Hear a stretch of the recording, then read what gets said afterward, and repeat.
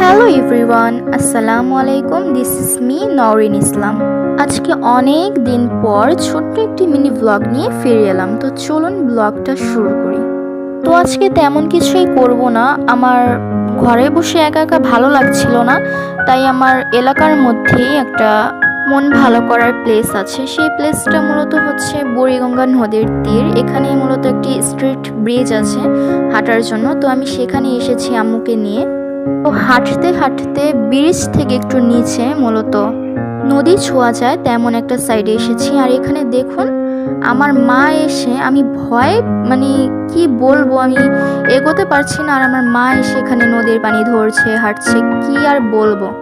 আমি মাকে বলছি, মা তোমার ভয় করে না? মা উল্টো বলে কি, তুই ভয়ের কথা বলিস?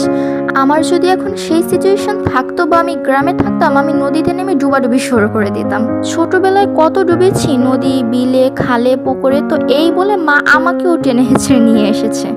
তো দেখুন আমি ভয় পা এগোতেই পারছি না যে একটু সামনে যাবো। আমি সে নদীর পাড়েই দাঁড়িয়ে আছি, একটুখানি পা ভিজিয়ে। আর ওই যে ওইদিকে আমার মা শুরু করে দিছে। বলে কি শুনবেন?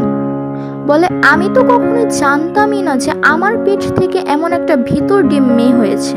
তো আমি কি করব বলুন তো?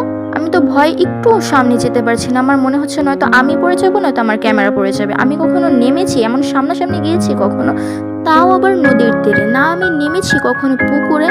তো এই মেয়েটা কি করে সাহস করে যে আমি নদীর তীরে যাই? এটাই তো মাকে বোঝাতে পারি না।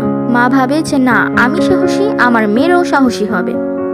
তো এরই মধ্যে যেখানে মূলত নদীতে নামা নিয়ে এত কাহিনী, তো সেখানে দাঁড়িয়ে আমি একটু শর্টস ভিডিওর ক্লিপ নিলাম। তো আজকের দিনটা আমি মায়ের সাথে খুব ভালোভাবে উপভোগ করতে পারছি। তো এরই সাথে নদীর ছোঁয়া, তারপর প্রকৃতির আবহাওয়া, প্রকৃতি অনুভব, অনেক ভালো কাটছে।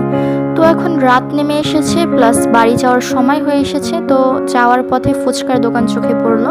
তো এখান থেকে মামার থেকে ফুচকা নিয়েছি। মামা ভিডিও করাতে খুবই খুশি হয়েছে যে আমি ভিডিও করছি। তো শেষমেশ কটন ক্যান্ডি কিনে বাতাস উড়িয়ে বাড়ি চলে এলাম। তো আজকের ব্লগটা এই পর্যন্তই। সবাই ভালো থাকবেন। আল্লাহ হাফিজ।